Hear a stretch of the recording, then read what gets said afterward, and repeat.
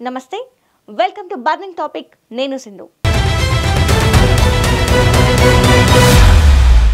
అహ్మదాబాద్ లో జరిగిన air India విమాన ప్రమాదం దేశవ్యాప్తంగా తీవ్ర విషాదాన్ని నింపింది. జూన్ 12న లండన్ కు వెళ్తున్న ఎయిర్ ఇండియా విమానం టేక్ ఆఫ్ అయిన 32 సెకండ్లలోనే కూలిపోయి 260 మంది మరణించారు. Air craft accident investigation bureau ప్రాథమిక నివేదిక ఈ సంఘటనకు సంబంధించి కీలక విషయాలను వెల్లడించింది. ఇంతకీ ఈ నివేదికలో ఏముంది?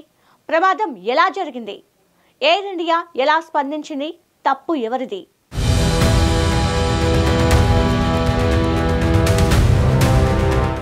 అహ్మదాబాద్లో జరిగిన ఎయిర్ ఇండియా విమాన ప్రమాదంపై aircraft accident investigation bureau ప్రాథమిక నివేదిక కీలక విషయాలను వెల్లడించింది. జూన్ 12న అహ్మదాబాద్ నుంచి లండన్ గాట్విక్ వెళ్తున్న ఎయిర్ ఇండియా విమానం AI-171 టేక్ ఆఫ్ అయిన 32 సెకండ్లోనే సర్దార్ వల్లభాయ్ పటేల్ అంతర్జాతీయ విమానాశ్రయం సమీపంలోని బీజే మెడికల్ కళాశాల హాస్టల్ భవనంపై కూలిపోయింది. ఈ ఘటనలో 241 మంది ప్రయాణికులు, 12 మంది సిబ్బందితో సహా 260 మంది మరణించగా ఒక్కరు మాత్రమే బయటపడ్డారు. బోయింగ్ 787-8 డ్రీమ్ లైనర్ విమానం గాలిలోకి ఎగిరిన 3 సెకండ్లోనే ఇంధన నియంత్రణ స్విచ్లు ఆఫ్ అయ్యాయని, దీనివల్ల ఇంజిన్లకు ఇంధన సరఫరా నిలిచిపోయి 2 ఇంజన్లు ఆగిపోయాయని నివేదిక పేర్కొంది. విమానం 650 అడుగుల ఎత్తుకు చేరినప్పటికీ ఇంధన సరఫరా ఆగిపోవడంతో ఎత్తు కోల్పోయి కూలిపోయింది. ఎయిర్ ఇండియా విమానం బీజే మెడికల్ కళాశాల హాస్టల్ భవనంపై కూలిపోవడంతో అక్కడి విద్యార్థులు, సిబ్బంది ఉన్న భవనం పూర్తిగా ధ్వంసమైంది. ఈ ఘటనలో భవనంలో ఉన్న 19 మంది మరణించారు, 67 మంది గాయపడ్డారు. ఈ ఘటన దేశవ్యాప్తంగా తీవ్ర విషాదాన్ని నింపింది. ప్రధానమంత్రి, రాష్ట్రపతి మరణించిన వారి కుటుంబాలకు సంతాపం తెలిపారు. అహ్మదాబాద్లోని బీజే మెడికల్ కళాశాల విద్యార్థులు, స్థానికులు ఈ ఘటనను గుండెల్ని కలిచివేసే అనుభవంగా అభివర్ణించారు.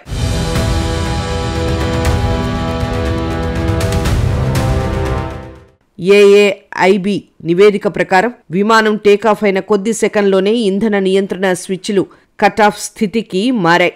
ఈ సమయంలో కాక్పిట్లో ఉన్న 2 పైలట్ల మధ్య సంభాషణలో గందరగోళం నెలకొన్నట్లు కాక్పిట్ వాయిస్ రికార్డులో రికార్డైంది. ఒక పైలట్ స్విచ్లను తాను మార్చలేదని చెప్పగా మరొకరు దానికి సమాధానం ఇవ్వలేదు. ఈ సంఘటన వల్ల ఇంజన్లు ఆగిపోయి విమానం గాల్లో స్థిరత్వం కోల్పోయి కూలిపోయింది. ఈ సంఘటన విమానంలో సాంకేతిక లోపమా లేక మానవ తప్పిదమా అనే అంశంపై మరింత లోతైన దర్యాప్తు అవసరమని నివేదిక సూచిస్తోంది. కాక్పిట్ రికార్డ్స్లో ఒక పైలట్ ఇది నేను చేయలేదు అని చెప్పినట్లు రికార్డైంది. అయితే స్విచ్ పైలట్ ఆపకపోతే ఎవరు చేశారు?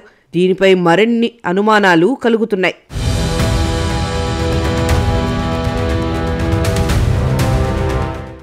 ఏఏఐబి 15 పేజీల ప్రాథమిక నివేదికలో విమానం కూలిపోవడానికి ఇంధన నియంత్రణ స్విచ్ల మార్పు, 2 ఇంజన్లు ఆగిపోవడం ప్రధాన కారణంగా తేలింది.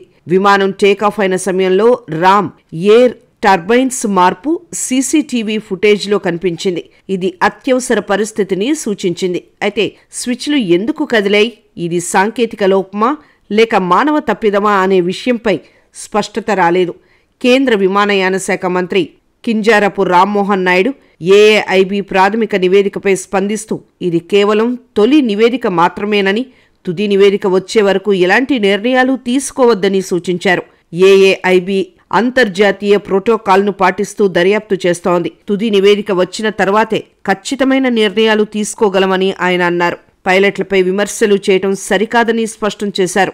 దర్యాప్తు పూర్తి పారదర్శకంగా జరుగుతోందని, భారత విమానయాన రంగంలో అత్యంత నైపుణ్యం గల సిబ్బంది ఉన్నారని రామ్మోహన్ నాయుడు విశ్వాసం వ్యక్తం చేశారు. విమానయాన శాఖ ఏఏఐబికి అన్ని విధాల సహకారం అందిస్తోందని, ఈ ఘటనపై పూర్తి నివేదిక కోసం వేచి చూడాలని ఆయన పేర్కొన్నారు.